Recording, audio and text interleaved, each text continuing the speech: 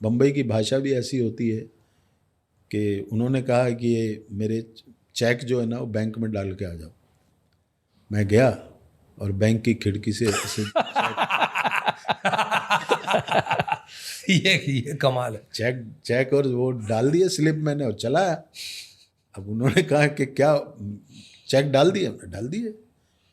कुछ देर बाद फिर फ़ोन आया, क्योंकि वो बड़े सेठ थे, तो बैंक वालों ने फ़ोन किया, भाई आपकी ये सब चीज़ें पड़ी हैं, पड़ी मिली ज़मीन पे। हाँ। तो उन्होंने मुझे कहा कि ये तुम कैसे डाल के आए? मैंने कहा आपने बोला डाल के आ जाओ, मैं डाल के आ गया। उन्होंने वो काम भी मुझसे छीन लिया कि ये भी तुम्हारे बस की नहीं है। तो पहली नौकरी फिर क्या की होगी यहाँ पर? बस पहली नौकरी यही थी कि चाय बोल दो, पानी बोल दो, चेक डाल दो। अच्छी नौकरी थी मेरी। जब हम लोग कलाकारों से बात करते हैं तो वो ये बताते हैं मैंने ये किया, मैंने फुटपाथ पे सोया, मैंने रिक्शा चलाया, मैंने मजदूरी की। आपने ऐसे कौन कौन से काम मुंबई आने के बाद किए?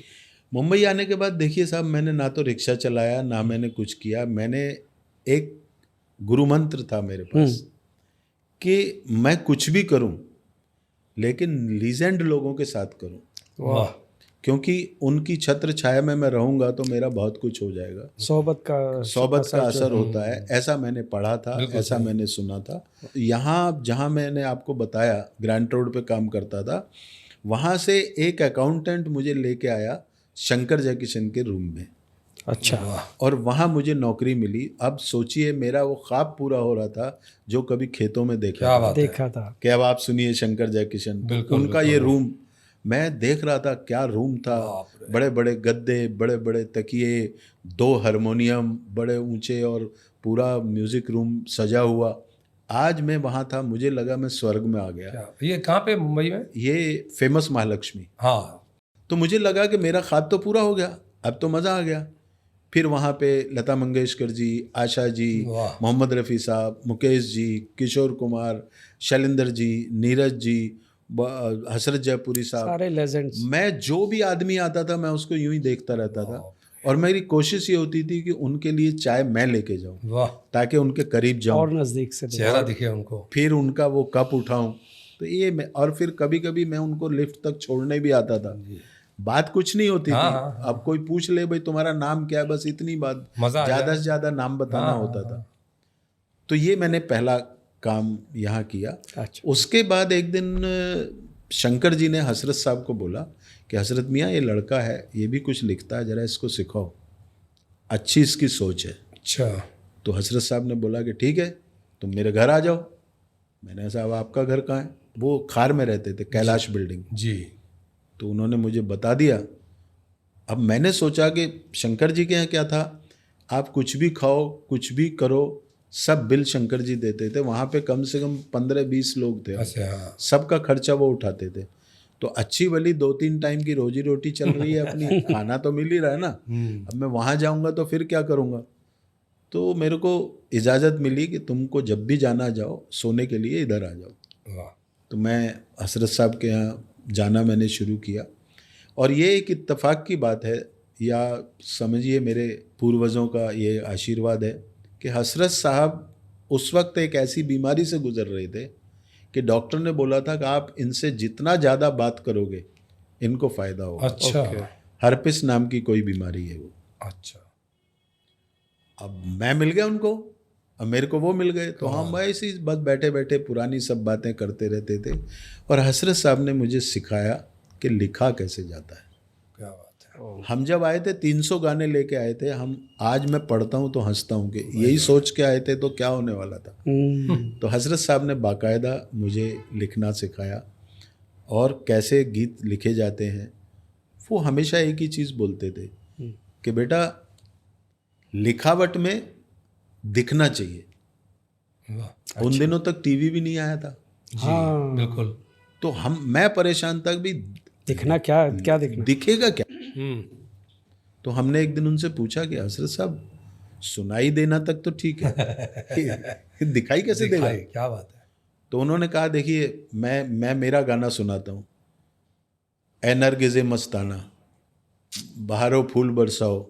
तो आपको लगता नहीं कि इस गाने में आप बहारे हैं, फूल बरस रहे हैं, हीरो हीरोइन बैठे हैं, ये सब दिखता है ना। वो दिखता है। ऐसा आभास गाने में होना चाहिए। क्या बात है। और गाने की अपनी एक कहानी होनी चाहिए, वो कहानियाँ याद रह जाती हैं। वो चीज़ हमको याद रह जाती है। तो खैर आज वो इस दुनिया में नहीं है, लेकिन मैंने उनसे जो भी सीखा उनकी बदौलत ही आज बिल्कुल मैं सही सब कर रहा हूँ। ये अनु मलिक साहब के कुछ थे ना, ये अन्नू मलिक साहब इनके भांजे हैं। भांजे? हाँ। तो पहली देखा जाए तो शंकर जयकिशन साहब, उसके बाद सर से मुलाकात, तो दो दिग्गज से आपकी मुलाकात हुई। जी तो सर गीतों का सिलसिला कहाँ शुरू हुआ, लेखनी? देखिए, गीतों का सिलसिला मैं क्या बताऊं, उससे पहले एक चीज़ बताता हूँ। पहला बड़ा ब्रेक। पहला बड़ा ब्रेक, हाँ जी पहला बड़ा ब्रेक के बीच की एक बात है, जी। और वो बात है जब तक मैं वो नहीं बताऊं तो मैं नहीं समझता कि मैंने कुछ किया है। जी। किशोर कुमार जी, जिनको मैं साहब बोलता हूँ आज भी और उस दिन भी, इनके पास मैंने 18 साल काम किया। 18 साल। और उस 18 साल में मैंने गीतों की विधा, डायरेक्शन की विधा, प्रोडक्शन की विधा, सब कुछ सीखा। बाकायदा सिखाया उन्होंने, और मुझे तनख्वाह दी बहुत अच्छी। अरे वाह। और उनका एक सबसे अच्छा किस्सा है कि वहाँ पे जो है ना, सबको टोकन मिलता था लंच के लिए, जी। मुझे नहीं मिलता था। उनके बंगले पे? बंगले पे, वो शूटिंग हमेशा बंगले पे ही करते थे, अच्छा बाहर नहीं जाते थे। जी। तो मैं बैठा हुआ था, तो उनको ऊपर से, पहले सीसीटीवी नहीं थे जी। तो किशोरदा जो है ना, वो किसी खिड़की से झांक के पूरा सब देख लेते थे। सब पे नजर। ऐसा कांच फिट किया हुआ था कि मेन गेट भी दिख जाता था। बाप रे। तो उन्होंने देखा कि सब गए हुए हैं, यही एक बैठा हुआ है, तो ऊपर बुलाया, तुम क्यों नहीं गए? ऐसा मेरे को वो टोकन नहीं देते लोग। क्यों? ये तो पता नहीं। अच्छा, पगार कितनी है? मैंने कहा पहले दिन जब आया था तो मेरे को बोला था पगार मत मांगना। अच्छा। तो पगार, मारुति साहब मुझे लेके गए थे, अच्छा। जो कॉमेडियन है। जी जी जी। उन्होंने कहा था तुम पगार वगार मत मांगना, जब मैं बात करूँगा। तो साहब ने कहा कि अच्छा ठीक है, तो फिर तुम काम क्यों करते हो जब तुम्हें कुछ भी नहीं मिलता? तो मैंने कहा साहब ऐसा है कि मैं आपका बहुत बड़ा फ़ैन हूँ, और मैं फिल्म लाइन में गीत लिखने आया हूँ। अब आपके यहाँ जो मुझे रह के सीखने को मिल रहा है, वाह। ये तो मैं तो और तो कहीं सीख ही नहीं सकता हूँ। ना तो मैं किसी कॉलेज में जा सकता हूँ, ना तो कोई मुझे सिखाएगा। यहाँ मेरे को जो मिल रहा है उतना ही बहुत है, बाकी तो देखा जाएगा। तो साहब ने तुरंत मैनेजर को बुलाया और कहा कि इनको पिछले 3 महीने का पैसा दो और 1000 रुपया, और इन जो भी है। तो उसको लगा कि मैंने शिकायत की है। Oh my God. 18 साल के बाद मैं वहाँ से डायरेक्टर बन के निकला। वाह गॉड। 18 साल साथ में रहे? 18 साल में उनके साथ में था, और इसी दौरान मोहम्मद रफ़ी साहब, लता मंगेशकर, ये सब सिंगरों के घर मेरा आना जाना डेली का अपने काम से था। तो जो ब्रेक है, अगर आप लिरिक राइटर का ब्रेक पूछ रहे हैं जी। तो थोड़ा लंबा है, लेकिन ये मुझे ब्रेक मिला एज ए डायरेक्टर।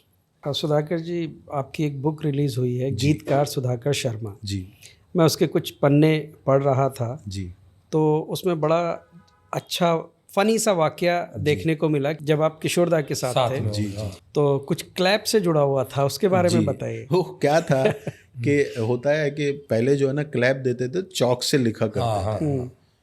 तो एक्चुअल क्या होता है कि जब उसको लिखते हैं तो लिखने के बाद उसको पहले एक फट्टा मार के झाड़ लेते हैं, जी जी। उसके बाद क्लैप दिया जाता है। जी। लेकिन हर जगह छोटा छोटा कुछ ना कुछ चलता है। जो मेरे सीनियर थे वो शायद नहीं चाहते थे कि मैं यहाँ काम करूँ। जी। मेरे को ये नहीं बताया उन्होंने, कैसे मारना है वो तो बता दिया। तो दादा मुनि के फेस पे मुझे क्लैप देना था।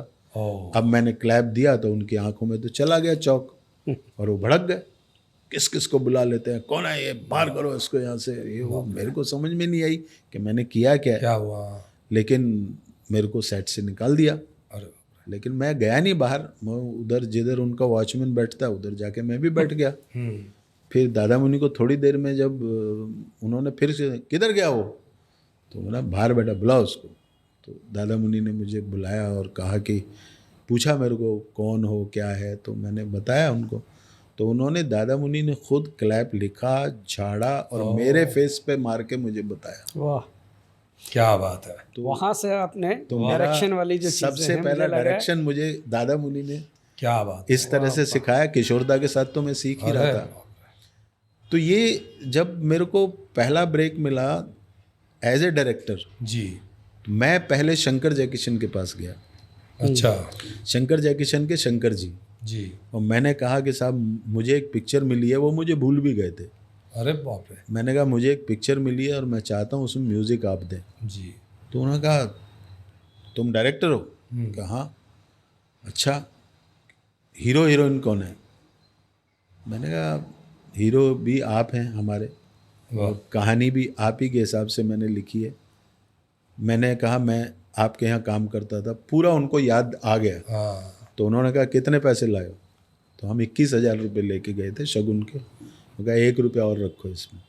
तो हमने 1 रुपया और रखा। उन्होंने 1 रुपया लेके उसी 1 रुपये में पूरी पिक्चर की। वाह वाह 1 रुपए में? 1 रुपये में। वाह वाह। और जिसमें उन्होंने मतलब मन्ना डे साहब को गवाया, किशोरदा को गवाया, बाप। उसमें सब बड़े बड़े सिंगरों को वही उन्होंने ही सब अरेंज किया मेरे लिए।